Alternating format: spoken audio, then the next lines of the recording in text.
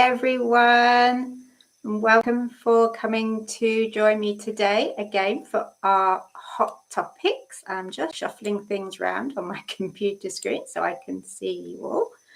Just get myself organized. There we go.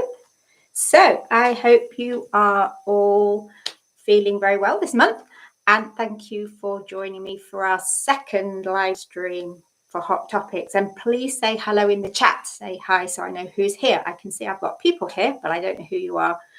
This live stream is open to everybody and it will be available on replay afterwards. So if you don't have time to stay till the end today, or you want to watch it again afterwards, then you can find it in the live tab on the homepage. So who have we got? Who's here? Mr. Piggy. Hiya, Mr. Piggy. And Steve Sanderson says hi. Hello, Steve. The Old Git What Game says evening all. Hi, Alison. Hi, Lynn. And David. I had a white. Does David say? I had a white one once that was able to get under a blanket on his own. Wonderful. Angie Hoover says hello. So hi to everyone. Thank you for joining me. So if you were here last month, you'll know that the idea is to do one of these each month. And that will be on the third Monday of the month. And we'll focus just on one topic each time. So if you do have suggestions of subjects that you've thought about since last time, then do let me know. Drop them in the chat or pop them in a comment when this goes up in the live tab when we're finished. And each month I'll choose one of those topics to talk about, and then we'll look at your questions and comments if you put them in the chat as we go along. I'm still getting my head around trying to not focus on the chat as I go. So I will try and come into the chat at intervals rather than topping in and out. But before we get started on this month's topic, I'd like to give a big shout out to our new members this month. So we do have 3 levels of membership you can choose from. And I very much appreciate everybody who has chosen to join the channel. And I'd also like to thank the 2 lovely people who've sent us treats this month. That was very, very kind. The gang have been enjoying a bag of gravy bones from Jenny Sherlock. And they've also had 3 packets of cheesy biscuits from Alison Matthews. I have got somewhere. Yes, I have here. I'm not really telling you the name. A packet of these biscuits. We did a little short, Alison, earlier today. So we videoed the guys enjoying some of these lovely biscuits. They're really quite large. We had 12 in this packet. So they had 2 each, and I've kept the other 2 for later. And we've done a little video, so look out for that in the shorts before too long to see what they thought of those yummy looking biscuits. Thank you very much, Alison, for sending those through to us. And the guys have asked me to say thank you for getting this extra yumminess this month. So that's them. You may also have seen my video about our year planner for 2024. And I've got Floppy working very hard on the merchandise. And he has now added some lovely linen look Christmas cards, which I have here to show you. So these have been printed for us by Olivia May Creations, and there are 8 different designs, and I'll probably show you an envelope in a minute. So there's 4 in this style, of course, showing you the floppy one, which says Santa's Little Helper, and 4 of the style, where is... Oh, this is sweet. This is my little Daisy, for those of you who remember Daisy giving Gandalf a Christmas kiss. And there are 4 in this style that says wishing you a awesome Christmas. And you can order those if you're interested direct from Olivia May. And you can either buy the pack of 8 or you can buy them individually. And the other thing that Floppy's been up to is making some tote bags. So, of course, to show you his tote bag, we've got 3 designs with the boys saying paw prints on your heart, and that one's Floppy's, of course. And we've also got 2 designs saying hello, gorgeous. And Jim and Meggie decided they would have these designs. So those are also available from Olivia May if you're interested. So pop along to the Olivia May website if you're interested. They do ship worldwide, and I'll put the link in the description when this video goes up live. So what have we got? Alison says, thank you. I'll get some more for Christmas. Thank you. I'm going to get all 8 and the tote bags. There is a discount if you buy the pack of 8, so it's well worth getting the pack of 8. And Mr. Piggy says he loves the tote bags. I'm really pleased with these tote bags. They look like they should be made of cotton, but they're not. They're polyester, and they are white clean. So it's got almost like a nylon-y feel to it, which I like, because I think it's going to wear well, and it will also be easy to keep clean, and it will be a little bit waterproof in the rain, I think, being quite a tight woven polyester. So yes, there is Jim. He wanted to get in on all of this. So there is Jim. Probably the most you'll see of Jim for a while. So there's one for each of them. You can pick your design on the website if you're tempted with a tote bag. Nice long strap so you can use it as a shoulder bag. So I'll be walking around with one of these before too long. Mr. Piggy says, get lots of doggy treats in. Yes, you fit lots of doggy treats in. I need extra big ones to fit my doggy treats in with having 5 of the guys that need to eat treats. So before I get too carried away talking to you about merchandise, let's move on to think about our topic for this month, which is about temperature.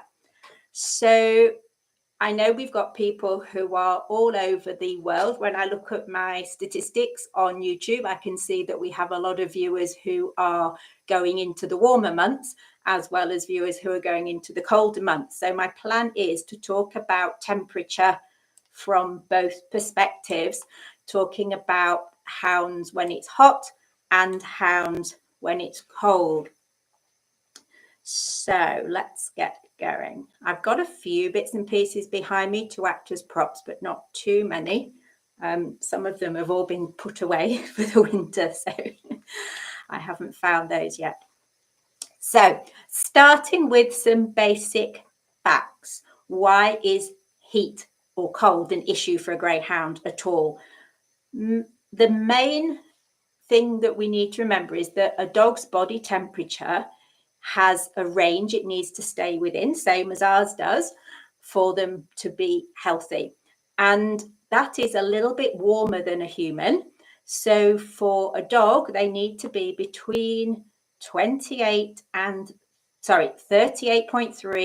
39.2 degrees. For those of you who are in Fahrenheit, that's 101 to 102.5. And it's important that the temperature stays within that range. If it goes too far up or too far down, they're going to have problems. And it may even be classed as a medical emergency if it isn't kept under control.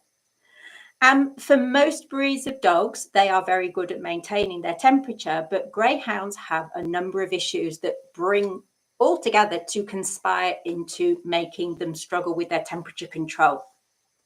Firstly, they have a thin skin. If you've ever had a greyhound near anything prickly, you'll know how easy it is for them to get scrapes and scratches and tear their skin. So thin skin, they have what's called a single coat. They don't have 2 layers of fur. A lot of breeds have an outer layer of what's called guard hairs and an under layer, which is much finer and fluffier, and that insulates them both against the cold and against the heat because it traps air and maintains it at a steadier temperature. They also have a very low proportion of body fat relative to their size or weight. And body fat acts as an insulator both against cold and heat. So if you think about some of the creatures that swim in the sea that are mammals, like dolphins and whales, they have an awful lot of fat because it helps to keep them warm. So if you have a higher amount of fat, you find it easier to balance your temperature, and it helps them to stay the right temperature, whatever is going on outside. Let's move on to have a think about getting cold. So I'm going to run through the information I want to share with you about getting too cold, and then I shall pause and I'll see if there are things you have put in the chat. So do pop your questions or thoughts in the chat as I go through this, and then I'll come on to try and respond to those before we move into too hot. So when it's cold, greyhounds will cool down more quickly than another breed because of their lack of insulation. So if you took a German Shepherd and a greyhound out for a walk on a snowy day, the greyhound is going to feel it much more than the German Shepherd. That is, if you can get them out of the house in the first place, of course. If they get really cold, they're going to shiver just like we do, which generates heat, but it also uses up energy. So if your dog is living in cold environments, they are going to need to eat more in the winter months. And I have already started to notice, as I don't have central heating, that my dogs are a bit more peckish than they were in the summer. So I've already started increasing their food a little bit. I typically have to feed maybe 20% more food in the winter to maintain them at their normal weight and to keep them looking the same. Dogs that are particularly young or old can suffer more in colder temperatures. So the chances are you don't have a particularly young greyhound, but you might have an older greyhound, and they will find it harder to cope. And the same goes for those with any health issues. So when you're older, then your immune system may be less effective at fighting off illness. If your dog has old racing injuries or just wear and tear from having raced, even if there's no specific injury, there might be stiffness, there might be arthritis, especially in the morning, that's painful. And they may also be more susceptible to injuries if they go out for a run without warming up first. So if you were thinking of taking them for a run in a secure field, it would be as well to maybe walk round a little bit first to get their muscles warmed up rather than just let them off, because they're not going to think, oh, I must warm up and do some stretches first, are they? They're just going to go. So you have to be the one that thinks about it. The other side of it is also that being cold reduces circulation, particularly to the extremities, and injuries may heal more slowly. So if they do hurt themselves, it could take longer for them to get better. How do you know if your dog is cold? I think there are some pretty obvious signs of this that we would probably recognize. And I think quite often it mimics what we might do if we were cold. So you might see them shaking or shivering. They might hunch themselves up and tuck their tail under, much like I do if I'm feeling miserable and cold and wet. You might notice them whining or barking, so some sort of vocalization because they're feeling cold. And any sort of change in behavior that makes them appear more anxious or uncomfortable could be indicative of cold. If you are out for a walk, they might not want to keep going, or they might try and turn around and go home. And if you stand still, they might hold that paw up and kind of look at you all dejected and miserable because it's cold on the floor. The main changes that I notice with mine are to do with their behavior. So mostly in relation to sleeping. If they're cold, they tend to curl up more, and they tend to tuck their nose under their legs, under their tail, or under a blanket. And they might also start digging to make more of a nest. And I've noticed this with all of mine in the last few weeks as the weather has been turning colder. They're more likely to dig the bed into a big heap. And although they don't want to sleep in a bed that has a rounded edge to it, they kind of dig the bedding to make an edge as if it's to keep the drafts away. So they tend to curl up small, keep that heat in. And that's a big change because in the summer, they're more likely to lay sprawled out. So it's a big change in how they appear when they're asleep. And I think that nesting instinct, it may well be there anyway, because I know other dogs do it, but I think it might be exacerbated by kennel life, because quite often in a racing kennels, they will have some sort of shredded paper or shavings as their bedding. And if they are used to burrowing under that, then they might try to do that with their blankets when they come into your home. And certainly I've seen pictures of and have been to racing kennel type setups where you can almost hardly see the dogs because they've more or less disappeared underneath all the bedding, and they're cozy under there, and using that to replace the insulation they would have had if they had had more body fat. If I want to test if they're too cold, I tend to check their feet and their ears. So if their ears are cold, by and large, the dog is cold. And if their feet are cold, the dog is cold. One thing to be aware of with that, though, is if the dog is elderly and they have poor circulation, their feet might be cold anyway when the rest of the dog is warm. And so that also acts as quite a good test of whether the dog has good circulation, is whether their feet are warm when they're lying down. But if they normally would have warm feet when they're lying down and now they're not, then they're probably chilly. And one thing I've really noticed about Floppy, with him having that one damaged ear, which was damaged when he was a pup, we're told, is that ear flap beyond the damage gets much colder than his one that's fully normal.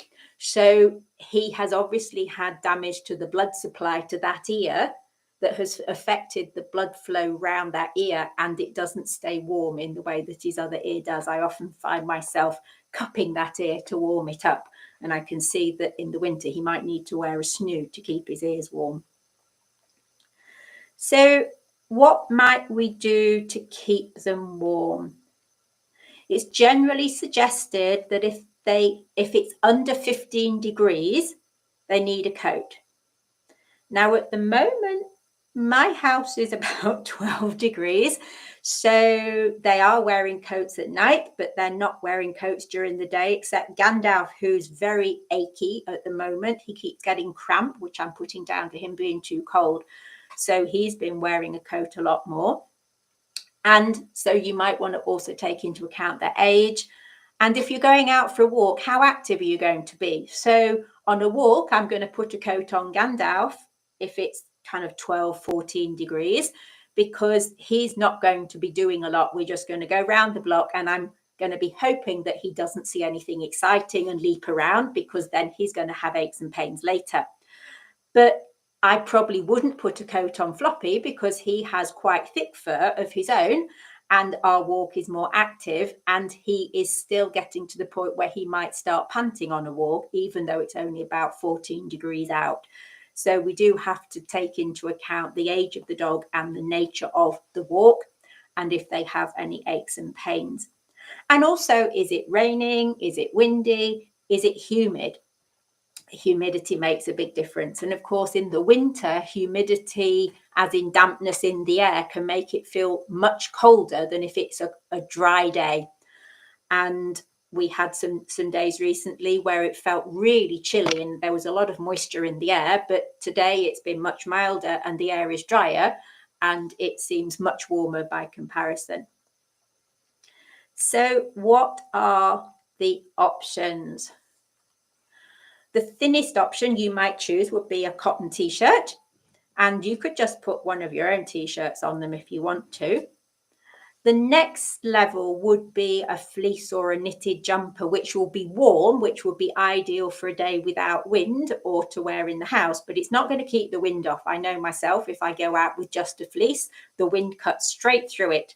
So great for mild days in the autumn, but not really a choice for winter if that's all you want.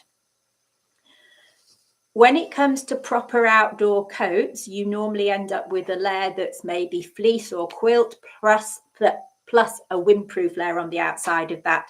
That might also be waterproof. So that's going to be perfect for taking them out, but not very comfortable for sleeping in. So typically you end up with at least two, a fleecy coat for indoors and sometimes out, and something that's waterproof. There are options with 2 legs or with 4 legs, a onesie, or options with no legs. And you might add a snood to keep their neck warm, or buy a coat with a built-in snood.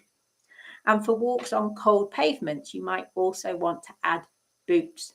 So with all of this, you want to opt for whatever your dog is comfortable wearing. Some dogs don't like it, others are quite happy. and you can layer them up as well. So in the winter with an elderly dog, I might leave their indoor fleece on and then put their big thick winter outdoor coat on as well, so that they have both of those, they have the advantage of the two. So I've got a few things to show you. A nice little knitted snood. So this might be going on floppy before too long for him to wear to keep his ears warm. And this is a winter fleece with a built-in snood, so this can come right up their neck. Sometimes they have a hole here for the lead or harness. This one doesn't. This one is very much intended for indoors. Oh no, it has got a hole there in a totally useless place. But yeah, basic fleece there. I'm sure you can see, very long. And then we have this snazzy onesie. You'll see Jim in this near to Christmas. He was prancing around the garden in this at the weekend with 4 legs. So hopefully you can see that. There, his onesie. These are a bit more of an art form to get them on and off. And despite the fact it has space for him to do his business, he did not want to. And we had to get him out of it so he could have a wee. So bear in mind as well, your dog might not be too happy about having a pee with these things on if they're not keen on them. And the problem that I always find when I'm using a normal fleece is that it invariably slips one way or the other, and it always slips to the side that the boy's going to pee. So that can mean that you end up washing them quite often. So let's take a pause there and have a look at the comments. So David says it's amazing how cold those noses can get. Yes, you'd think they'd form ice on them, really. It's amazingly cold, isn't it? Hi, Susie. Nice you're here. And Emma remakes your bed for you. Does she make it into a big nest? Yes, that would be quite amusing, wouldn't it? You'll have to start to learn to sleep curled up in a little nest. And I feel a bit rude. Radiation Cow says, I swear I spend most of our winter chasing my dogs with blankets. Yes, that sounds familiar. They curl up into the tiniest of balls, but throw off blankets as soon as possible. Yes, I have that problem too. You just get them settled down, you put the blanket over the top, and then they're up and it's moved. So blankets can be useful, but not always. And Storm said, good evening. Yes, good evening. And we are all well, thank you. I think the idea of if I wear a coat, so does she can be a good one. I'm quite hot-blooded, so sometimes they wear a coat and I don't. But by and large, I think if I need gloves or a scarf, they've definitely got a coat on, because I'd rather they were a bit warmer. I can always take it off partway around the walk and drape it through the waistband of my treat bag or something if they get too warm. Forza Blanquito says, my dog is always cold and wears an Equa fleece jumper in the house. Oh, cozy. Is it okay for the wear this for extended periods? The main thing that I find with any sort of fleece is they sometimes get a bit of static or itchy. So I would take it off for some periods if you can, because they often want a good kind of wriggle round and a scratch. So you could maybe have some time if you're in where you drape a blanket over instead, so they haven't got that fleece on all the time. I guess it's a bit like us. If we've had tight clothes on, you perhaps feel it's nice to take them off after a while. And Steve says, mine will not put his legs through any coat with legs. He has a fit. Yeah, mine are remarkably easygoing about putting them on, but in some cases, once it's on, they might stand there and say, I cannot move. It is not possible for me to move. And if your dog has any issues around their joints, whether it's the front or back legs, then sometimes you do have to bend the legs up quite high in order to get them in. So if they don't have full range of movement through the limbs, then you could actually make it quite uncomfortable. Certainly, I was trying to get Maggie in a Christmas jumper recently, and we had to more or less bend her legs up here, and she, bless her, she was very good about it, but I'm not sure that it's ideal. I'm going to be making bigger armholes for it before she tries it on again.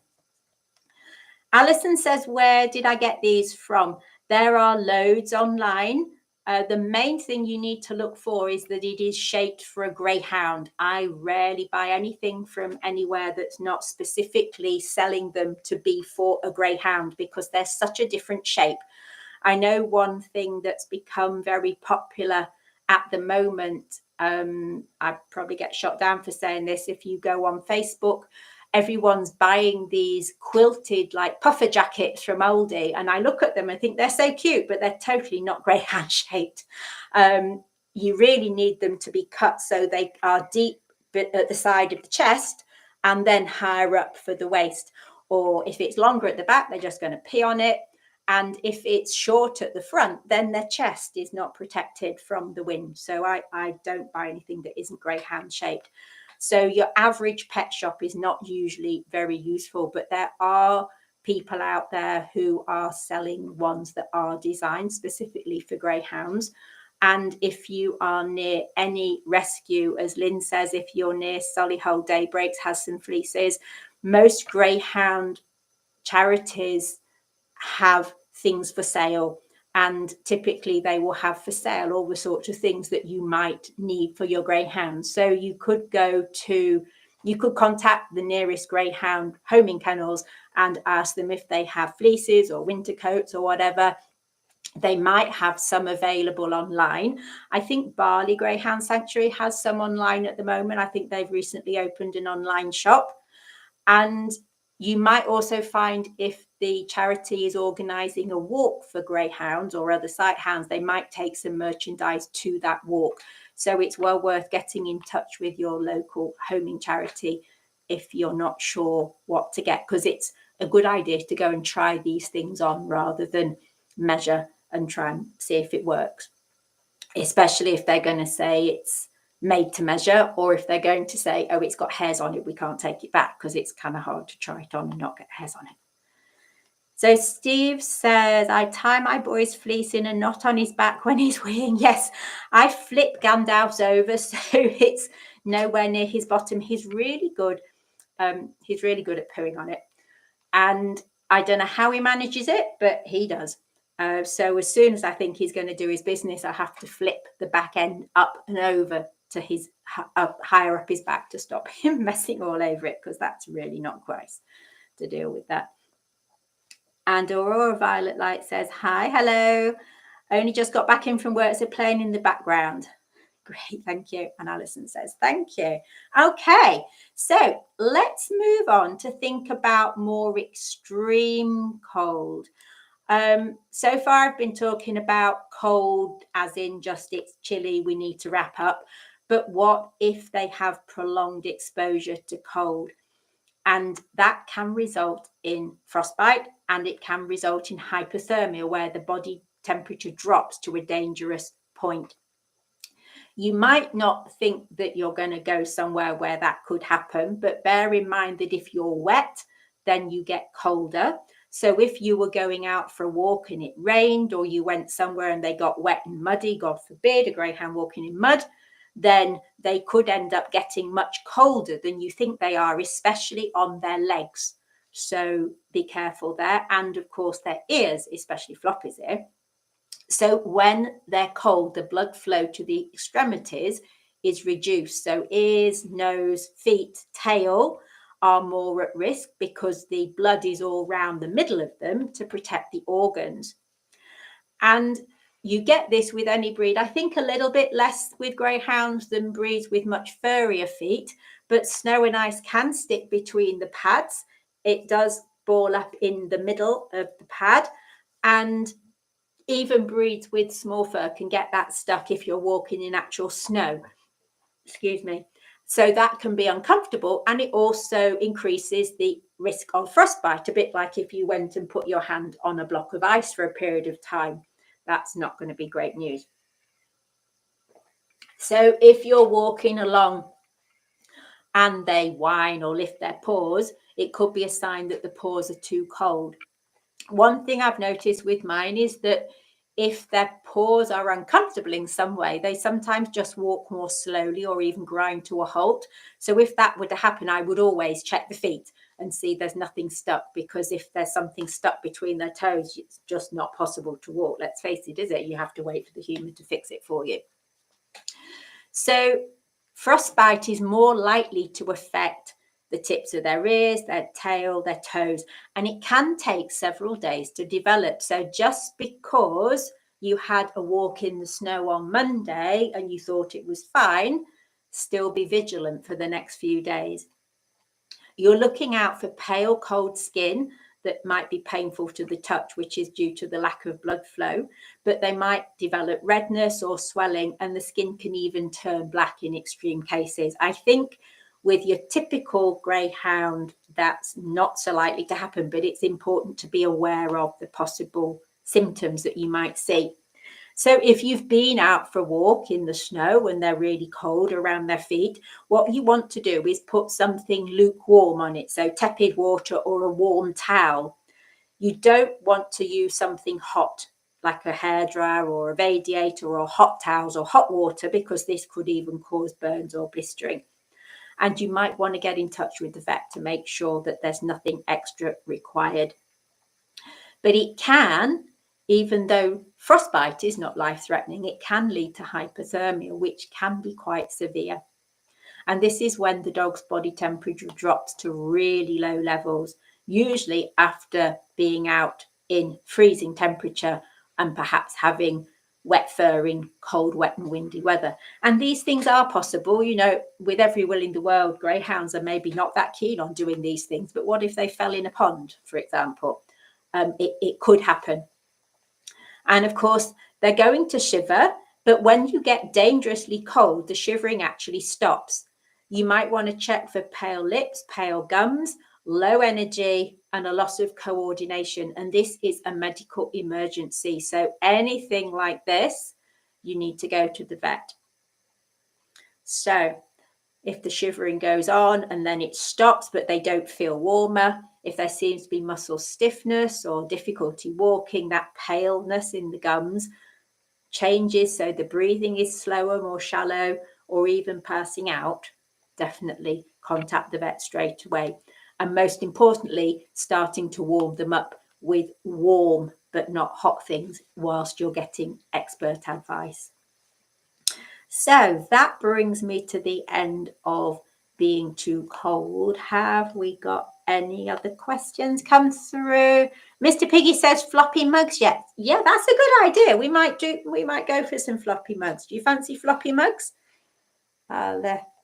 I'll suggest to Floppy he might do some mugs. We could do some mugs with the same design as the tote bags on. That might be quite cute. I'll talk to Olivia May and see what she thinks. So let's have a look at too hot. If there's nothing else, if anyone has any questions about cold or thoughts about cold, pop them in the chat now, or else I'll move on to talk about yes to floppy mugs. I shall talk to the lovely Olivia May about mugs for next year. I think she's a bit snowed under getting everything done for Christmas at the moment, and I know she's already announced her last posting dates for Christmas, which I shared on Facebook. But yeah, let's look at some floppy mugs for next year. So let's think about too hot. I know it seems a funny time of year for those of you in the UK, but there's plenty of people in other parts of the country. And I thought, well, if I do one but not the other, it only helps half of you. So I hope you'll all stay and listen to me talk about being too hot. So, as you probably already know, dogs primarily rely on releasing heat through panting, through wet membranes like the tongue, and also through their paw pads and nose to regulate their body temperature. And if you remember, we said at the start, greyhounds are not so good at regulating body temperature because of their lack of body fat, and this makes them much more sensitive to heat stroke. Greyhounds being even more sensitive than other breeds, because that fat is not insulating them against the heat any more than it did against the cold. And if you have a greyhound with exceptionally thin fur or even bold areas. And I think particularly the pale coloured dogs, their fur can be so thin that you often see if they have freckles or dark pigmented patches on the skin through the sun, they may also be at risk of sunburn. So by and large, walking in temperatures up to about 20 degrees C, I'm afraid I don't know the Fahrenheit for that. 20 degrees C is suitable for most dogs. You can walk, play, do whatever you like. But if it's going to go above 20, then they're at a higher risk of heat stroke, especially during exercise. And of course, underlying conditions such as being overweight, being elderly, having other health conditions are going to put them more at risk. So pay attention to elderly dogs as they might struggle more in the heat. And it's not just about the outside temperature.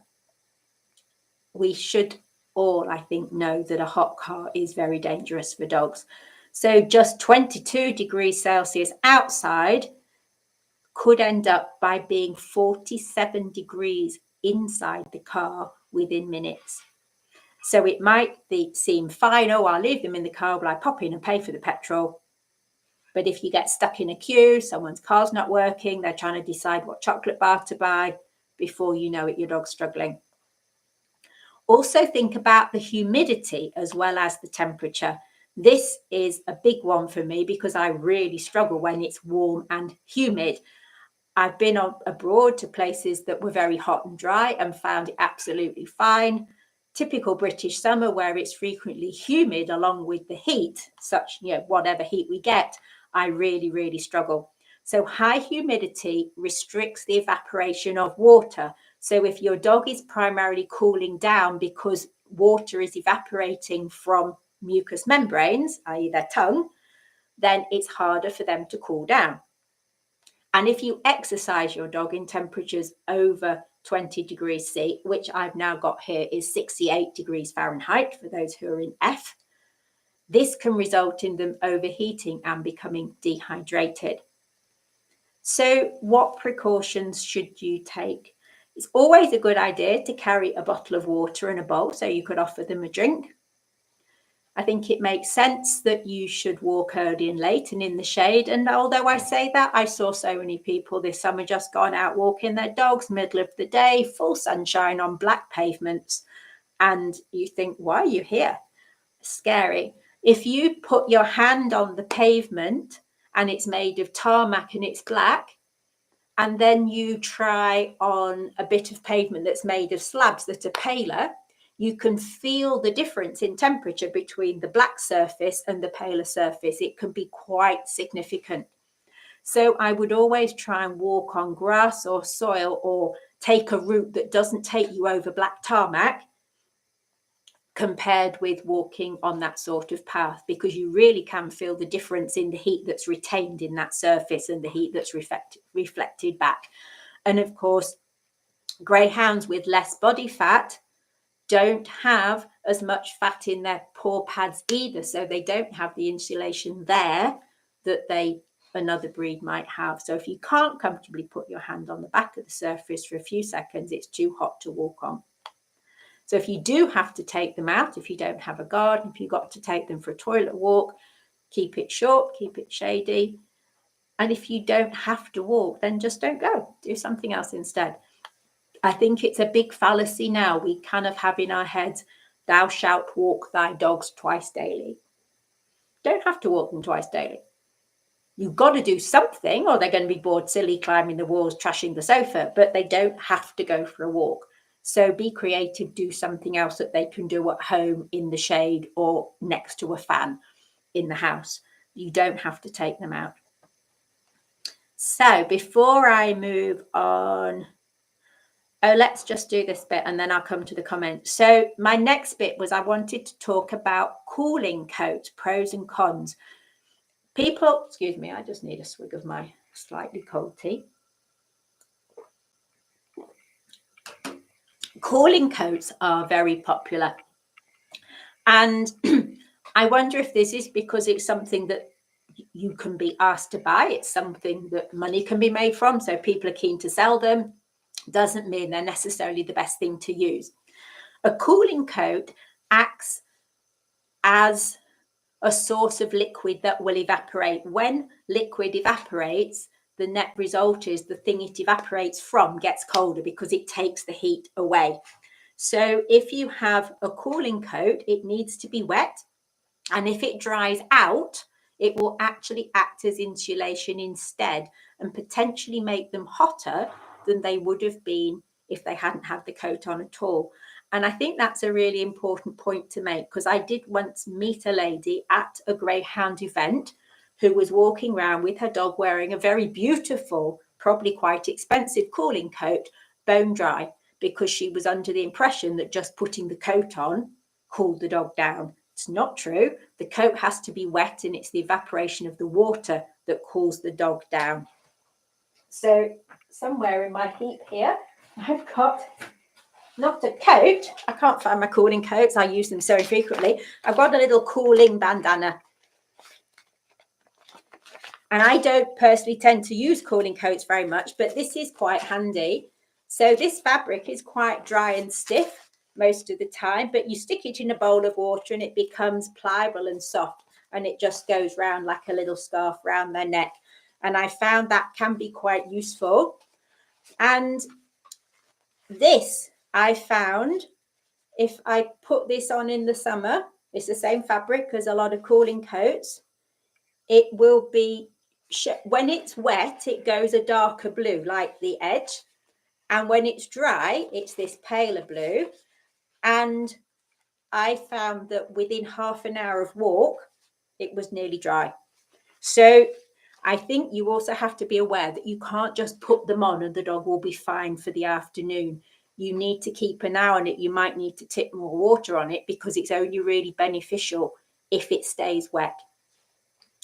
So I tend to bypass the need to buy a product, and I just wet the dog's fur. So particularly around the back of their neck, around the back of their ears, all down the backbone in that thicker fur along the spine, I pour water on and I rub it in so it's wet right through.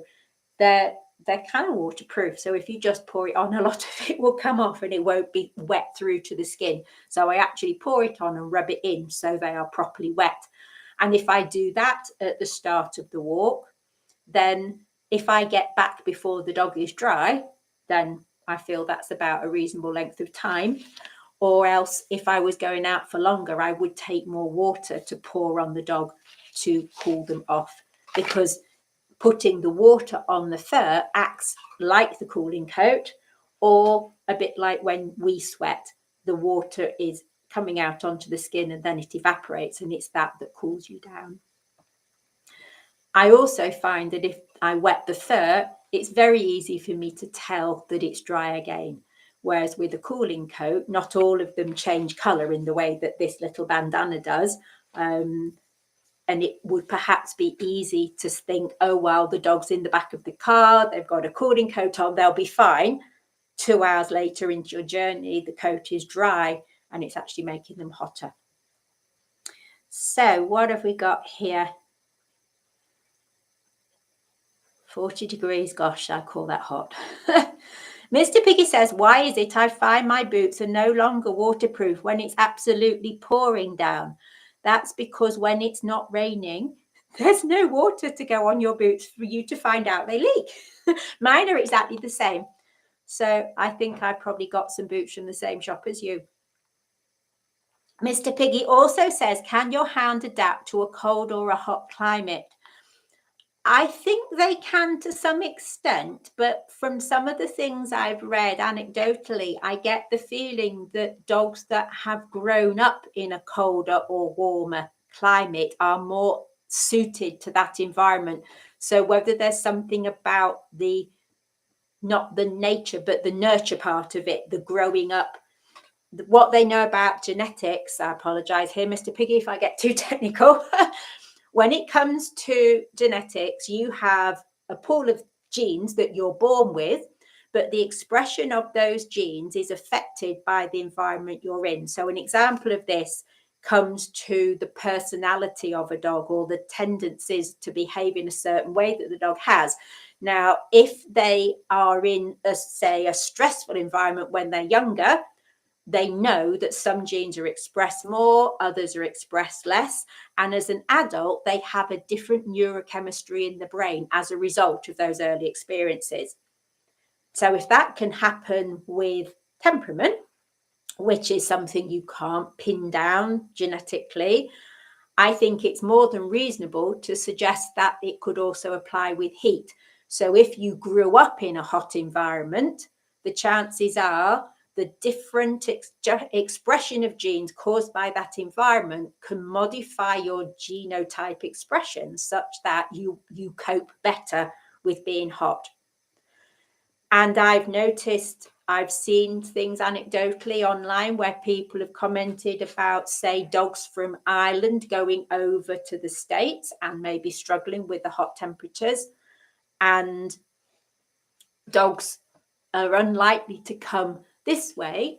But I do know a friend of mine had a Chinese meat market dog, and he came through Candy Cane International, rescued by Candy Cane from a Chinese meat market. And prior to ending up in China, he had been an Australian racer. So he grew up in presumably a hot environment, and then he went to China, and then he ended up spending his kind of middle age onwards in the UK, and he never seemed to feel the cold. He was always very warm. So even though he'd grown up in a warm place, he didn't really feel the cold. So I think it has to be very individual, but I have heard people talk about dogs from different countries being different. So it seems that the American racers are not quite the same as the Irish racers, who are perhaps a little bit different to the English racers. So you could get genetically bred and expressed differences in how to cope with different temperatures, in much the same way that we do with people. I'm sure people who live in hot climates cope with the heat far better than I do living in Britain, and don't cope with it at all well. So Raffaella says, in Italy, we're having 33, 35 degrees C for several days during the summer. So you walk early and late, and yes, and it's still hot. I think that is the worst part, that, you know, when we have those days in the UK where it's still really hot at night. I don't mind it so much if it's hot during the day and cold at night, but if it doesn't cool down, that's just hard work. What do you do, says Lynn, if you have to travel alone and leave them for a few minutes? Will cool coats and water be okay? What I would do in that situation would be get the car as cool as I possibly can before I have to shut it up and leave. So I now have a car with air conditioning, which is wonderful. It's my first car with aircon. So when I was in this position this summer, I was driving along, I had the windows open, got it all cold. And when I parked up in the shade, and I sat there with the aircon running till I got the car really cool, cooler than I would have wanted it. And then when it was as cool as I could get it, then I went and did what I had to do and came back. And that actually worked. I think I was out for maybe 15 minutes. The car was in the shade, but it was all closed up, but it was okay. If you have the option, one of the things I did while I was at the kennels in the summer, so in a place you were happy to leave the car, I bought a huge, great reflective sheet. It was like woven silvery fabric. I can't remember off the top of my head what they sell them as, but basically it's a big woven sheet that reflects the light. You can buy them for use in greenhouses, but I've also seen them for use over cars. And I draped that over my car, and it meant that the heat didn't get into the car in the same way. And that made a big difference when I was going through a phase where Gandalf insisted on coming to the kennels with me. I had to take him with me, and I knew it was going to be warm. So I would park up, put the windows down, and then drape the car in this big reflective sheet. And it was quite noticeable when you put your hand in the car. It was definitely cooler than the outside, even though the bits of the car were in the sun. So that's another option. And the other thing you could do would be to put them on a cool mat.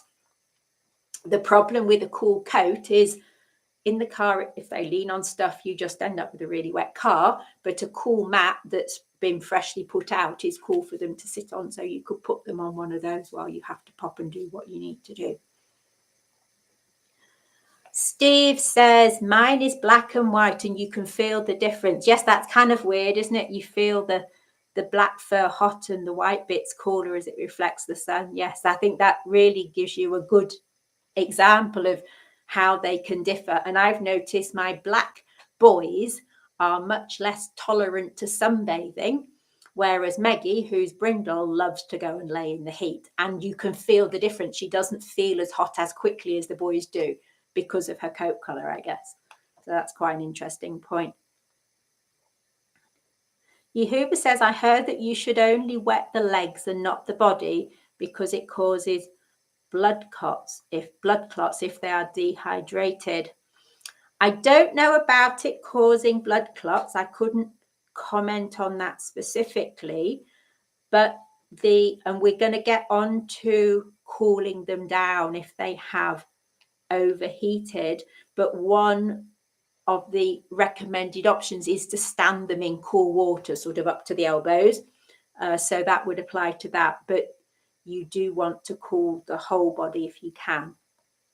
And that's what's recommended by the Greyhound Board of Great Britain in their welfare information for greyhounds, is to, and some people even suggest that you immerse them in cool water, which for most of us isn't an option. Forza Blanquito says, at Mr. Piggy, garden clogs are what you need, basically cut off what, yes, perfect. You'll have to get yourself a pair, Mr. Piggy. And Lynn has got one of those. Yeah, those ones for the front windscreen are perfect, but what I ended up with is literally this massive sheet that covers the entire car, because my car's black. So that somehow I kind of figure it heats up more. So it totally covers all of the car, and I peg it down onto the wheel arches and under the bumper if I need to. It's huge. So you have even the bit like the car roof, the car bonnet and so on, you're not getting the sun through onto that because it's being reflected back off again by this great big sheet. I think the one I've got is intended to be used as screening in a greenhouse. But I've seen them for a variety of sources. So that would be worth looking out for. So let's move on to think about knowing the signs of overheating. Where are we? So I think we all know that dogs pant if they are hot, but there is a difference between tongue slightly out, panting a little bit, and a pant where they're struggling. If they're struggling, you get the side of the mouth drawn further back and the tongue just hangs out and hangs out. So faster panting and a really extreme panting where these bits, it's called the commissure, is pulled right back and you get little wrinkles here. That usually is indicative of quite extreme panting rather than just slightly warm panting. You might also notice them drooling, and their tongue may change colour to be a brighter red because the blood is going there to help with the heat loss. They may even get disorientated, start wobbling, or even collapse. In extreme cases of overheating, you could get the gums looking bright red or almost purple, and the skin also will get redder, and they might collapse. And heat stroke is a medical emergency. So if you think your dog might be suffering from heat stroke, yes, you need to call the vet, but there are actions you can take in the meantime. So you want to be doing this ideally while someone else is calling the vet or arranging to get the dog to the vet. So first of all, if you can, move them to a cool place and preferably somewhere with a draft, because it's that movement of air that helps evaporate fluid, that helps to cool the body down. Or even if there's not fluid there, it moves the warm air that's next to the body away, so cooler air comes into its place. Just as with us, if you sit in a cool breeze, it's much more pleasant than if there is no breeze. It can help to stand them in cold water, and you want to wet their coat with cool water, not freezing water. So you want to start this off before you call the vet.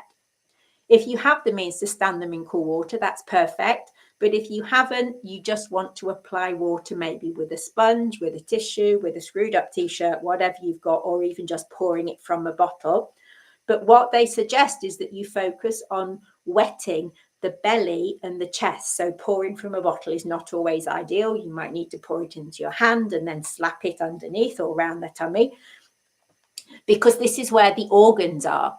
So yes, standing them in cool water, then as that blood circulates back up into the body, it cools the organs, but cooling the chest is helping to cool around the heart and lungs, and the belly is helping to cool those other abdominal organs. So that is important, because overheating can cause organ damage. It's better to do that than to drape a wet towel over them or to put the water on their back. Putting a wet towel on them is actively not a good idea. And I know historically, this was probably typically thought of, this is how to cool my dog down, I'll put a wet towel on them.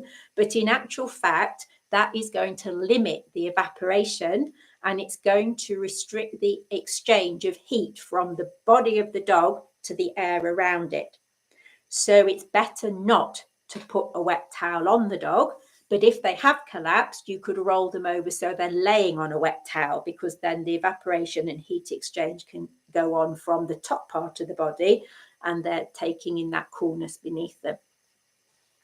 If you can create a fan, it will help the cooling process. So if you have a car, if they're in there, you could put the aircon on, or the fan, or open doors and windows, whatever you can. And we have to also remember not to let them get too cold, because if they start to shiver, that generates heat. And although the surface is cold, the inside could still be warm. So you want to be careful you don't go too far. And yes, it's helpful to give them a drink. But if I had a bottle of water and I had to choose, do I pour it on the dog? Do I give them a drink? I would probably pour at least most of it on the dog, because that is going to cool them down better than them having a few mouthfuls to drink. That's more effective than getting them to drink, and they may not want to drink. So maybe save a bit of it for them to drink, but the bulk of it, you'd be better to pour on them. So that is what to do while you're in the process of getting some advice from the vet and arranging to take the dog in. And because it can cause organ damage, it really is important to speak to the vet and probably take them to the vet as soon as you can get them there. But the standard advice now is that you start to cool them down first and then transport them, rather than wait till you get to the vet. They've decided that that is a better way round, that it has a better chance of success if you do it that way. So, do we have any more thoughts or questions that you'd like to pop in the chat? One thing I haven't mentioned is cooling mats. While you're thinking about questions you want to put into the chats, I think cooling mats can be really useful, but remember they do warm up to body temperature if they're laid on.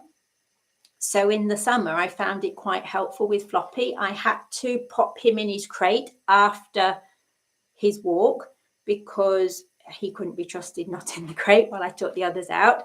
So I would put a cooling mat in his crate for him to lie on in the crate. And often by the time I came back half an hour later, that mat will be warm to the touch. So within half an hour, he'd taken the coolness from the mat and replaced it with heat from his body. But I was able to then let him out and he could go and lay somewhere else. But yeah, cooling mats are great, but they're only great while they're cool. So a bit like the cooling coats, it's only going to be useful while it's wet. The cooling mat is only helpful if it's cool. So you might want to have more than one, so that you can swap them around, or even keep one in the freezer or the fridge and then fetch another. I also probably wouldn't leave them unsupervised if I thought the dog might get bored and play with it, because these things can have some strange stuff inside them. And antifreeze, if that's in there, is not very good for dogs at all. It's quite poisonous. So I would be careful if your dog is a chewer. We have a few comments come up. And Lynn says, mine wouldn't lie on them. Yeah, I found quite often they'll all lie round it. I think Floppy didn't have a lot of choice in the crate because he didn't have a lot of space. So that was me pushing that on him. But I was a bit concerned about him getting too warm while I had to go out again. And Susie says, your dog does need to move around from time to time if they're using a cool mat. Yeah. I was surprised how quickly the cool mat got warm, to be honest. And I tried having it on the back seat of the car when we had to go to the vets. When it was really warm, we had to go to the vets in the summer. And it was, although I had the aircon in the car, I put the cool mat on the back seat for him to lay on. And by the time I arrived, which was half an hour's journey with the air in the car, feeling quite comfortable, the mat itself had warmed up to a point where you couldn't really call it a cool mat anymore. So its usefulness was limited. I'm not saying they're not useful, but they're not a long-term solution. You know, if you were going on a long journey, then a cool mat wouldn't keep them cool for the whole of the journey. Just maybe half an hour. And David says, as Floppy is, if he is cool, I think he's pretty cool. I think Floppy thinks he's really cool. He certainly acts like he does. And Alison says, nor does Emma. Emma doesn't lie on the cool mats either. Is that what Alison means? By and large, mine would rather just lie on the floor, but I mostly have hard floors and with mats, and they lie on the bits around those that are not particularly warm. And they seem to benefit more from just lying spread out, because if they lie all stretched out, then they can have more heat exchange, I guess. So that seems to be their solution. And I think it's important, you know, to let them move around. So I find they're more likely to be in certain places in the winter, in certain places in the summer, because it's cooler there. So Floppy spent quite a lot of this summer lying on the slabs just outside the back door, because the yard just outside the back door never gets any direct sun. It faces pretty much sort of northwest, and those slabs are probably the coolest part of the whole house and garden. Lynn says, I ended up using them myself. It heated up very quickly. Yeah, the other thing you could get is these cooling towels, which are a bit like the fabric that a cool coat could be made of, but it's just like a towel that's rock hard and stiff when it's dry and all pliable and almost rubbery when it's wet. They are lovely to put on your own legs in the car and it's hot. So I bought a few of those cheap last summer and draped it over my knees while I was in the car. And also, if you're really hot, it's so nice to put around the back of your neck. So if you're having really hot nights, take the cooling towels up to bed with you. And Steve said he spent most of the summer following around with his electric. Yeah, the things we do for our dogs, eh? You're busy sweltering in the hot room and he's got the fan on him. Yes. I have to say, I did spend quite a lot of time looking in the fridge to check if I needed anything. Yehuva says, our boy loves to lie in the sun until his nose is dripping and we have to moving inside. He won't go in by himself. I know, they're just crazy like that. I remember with mine, I had 2 parasols up, which shaded the vast majority of the patch of fake grass I've got. And it just left some little bits around the edges that were in full sun. So, of course, Maggie took herself out, ignored the shady patches altogether, and went and squeezed into this little corner that was in full sun and lay there panting, going pink. So, oh, idiot dog. So in the end, I had to shut the gate to keep them out of that area because they just did their best. But the parasols were really helpful because one thing about this synthetic grass, if you have that, it does get very hot, whereas normal proper grass tends to be cooler to walk on. Synthetic grass can get very, very hot. And so I had those parasols up all summer so they could walk over that grassed area and not be on a really hot surface. So Forza says, I found Igor under my duvet on the hottest year of the day. I wonder, did he think it was cooler under there, whether he was getting an insulating effect from the heat of the room, maybe, or he just likes to be warm, maybe. And Mr. Piggy says, yes, a fan is great, but they soon block, I think that, yes, they soon block it from me. I know, you have to let them have their own fan. Though Jimmy's scared of the fan, he doesn't like the fan is noisy. But the others think it's good. So we have our options, we have our fan, we have our cool places, and I think that's really what's most important. It's about giving them choice. So they have the choice to move to a cooler place or a warmer place. They have the choice to curl up or to stretch out. They have a choice to dig their bedding or to leave it flat. And that is really the best thing that we can offer them, is to have that choice, so that they have the options to do what they feel is best for them. Because often, you know, dogs are quite limited in the choices they can have and the options they can have. And when it comes to things like being too warm, too cold, then, you know, they understand their instincts just as we understand ours. So if you've enjoyed this month's live stream, thank you so much for being here, everybody. If you'd like to get more of the same each month, please consider becoming a channel member. There are 3 levels to choose from, each with different perks. And I do a more in-depth live stream each month for the members of the highest level, which is the super fans level. And that's on the 2nd Monday of the month. We have this one, which is on the 3rd Monday of the month, which is for everybody. And as of January, I'm also going to be introducing another monthly live stream that will be open to members at all levels, and that will be on the 4th Monday of the month.